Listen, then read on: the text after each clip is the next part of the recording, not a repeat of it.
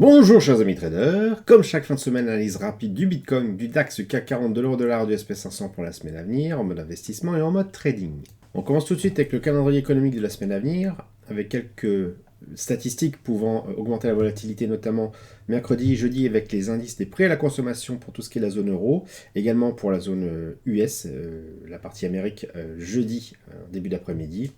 Et pour le reste, bon, quelques indicateurs si vous tradez les devises concernées qui s'affichent à l'écran. Sinon, celle-là devrait être relativement calme. Alors, on va voir qu'il n'y a pas grand-chose qui a bougé par rapport à la semaine dernière, ce qui laisse à penser que nos scénarios sont toujours potentiellement valides.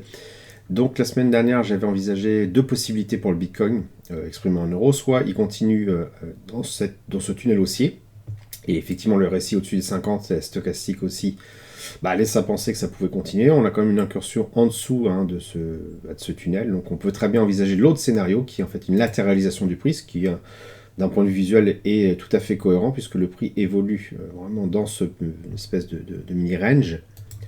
Donc partant de là, quelles sont mes stratégies pour la semaine prochaine? J'envisage plutôt un rebond du Bitcoin, effectivement, sur le bas de ce range-là.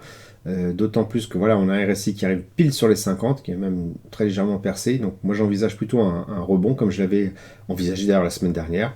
Donc on va voir ça si ça se réalise. Comment ça se traduit au niveau journalier? Et bien là on est en train de faire une espèce d'accumulation sur un pic de volume par prix. Il faut vraiment qu'on s'extire de ce prix, de ce point consensuel, qu'on dépasse le 25 140 et qu'on le franchisse tout simplement, pour qu'on puisse envisager effectivement donc, la suite du rebond. Évidemment, si le prix redescend en dessous, qu'on arrive aux alentours des 23 000, il peut y avoir un rejet parce qu'il y aura un creux de volume par prix. Donc peut-être que le prix, plutôt que de repartir directement depuis maintenant vers le haut, va potentiellement baisser vers les 23 000 avant de rebondir. Il peut aussi bien sûr tout à fait traverser le prix et continuer vers le bas, donc ça on ne peut pas le savoir. Quoi qu'il en soit, mon scénario envisagé pour la semaine prochaine, plutôt effectivement soit un rebond direct, soit en fait une petite diminution avant un rebond, et bon ça en fonction du volume qui apparaît, on ne sait pas si ça va se faire en début ou en fin de semaine, ou pas du tout. Cette semaine, on peut tout à fait continuer à latéraliser avant qu'une autre orientation se dessine. Le DAX, quant à lui, il fait exactement la même chose que la semaine dernière. Il n'y a pas grande évolution. On reste dans ce scénario de latéralisation au sein de ce rectangle-là, avec un RSI qui frôle effectivement les 50, un caractéristique finalement d'une phase de range. Un stochastique qui va l'affranchir, cette zone des 50, mais c'est juste une indication de momentum sur un range. Donc on peut très bien avoir un rebond par la suite. C'est ce que j'envisage plus moi pour la semaine prochaine, tout simplement parce que si on regarde en unité de temps supérieure, en mensuel donc, on voit que le trend est relativement haussier avec, c'est assez visible de toute façon, et un RSI au-dessus de 50, même s'il a légèrement corrigé sur les quelques dernières semaines qui sont passées. Donc voilà, envisagez plutôt un rebond du DAX sur ce niveau bas ici, pour profiter d'un mouvement, en tout cas d'un retour sur le point consensuel qui est à 16 110. Le CAC 40, c'est vraiment la même chose que la semaine dernière aussi, une petite reprise par rapport à la semaine dernière, mais on reste dans ce range, à l'instar du DAX, mais toujours en plus mou.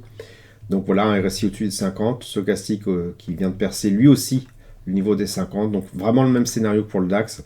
J'envisage plutôt d'une continuation, parce que le CAC 40 est quand même réputé mou par rapport au DAX, une continuation de cette latérisation plutôt qu'une reprise forcément à la hausse, comme on pouvait l'envisager en tout cas sur le DAX.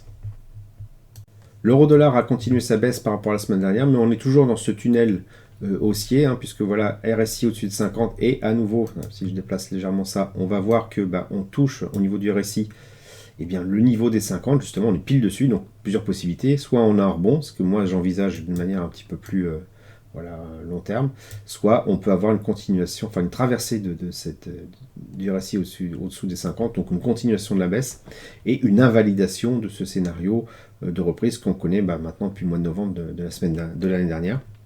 Donc je reste quand même plutôt sur une reprise à la hausse de l'euro-dollar, donc à voir bien sûr si ça se confirme la semaine prochaine, et on va le voir assez vite puisqu'on est vraiment au bas du tunnel, donc soit on a un rebond assez flagrant, ou en tout cas une bougie qui va apparaître verte dès les premiers jours de la semaine prochaine, et si on regarde justement tout de suite en journalier, on voit que c'est pas encore le cas.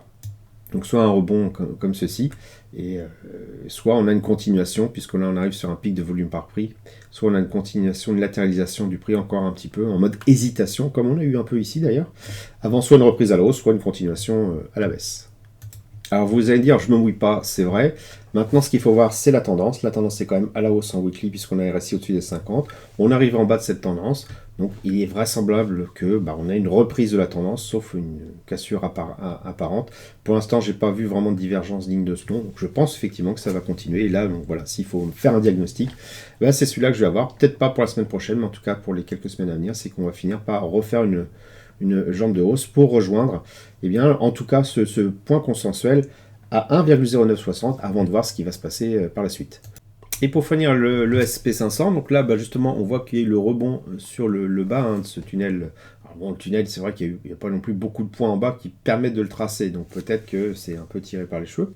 Mais quoi qu'il en soit, le RSI tout au-dessus des 50 et se maintient dessus. On voit même qu'il est en train de faire une espèce de retour à la hausse, même si le stochastique a baissé, ce qui se caractérise par cette série de bougies rouges.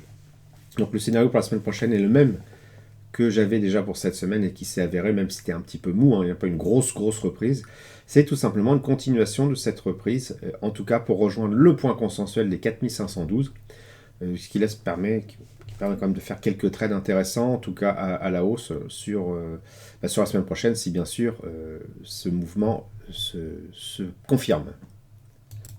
Voilà, j'espère que vous avez apprécié cette vidéo malgré ma voix légèrement enrouée.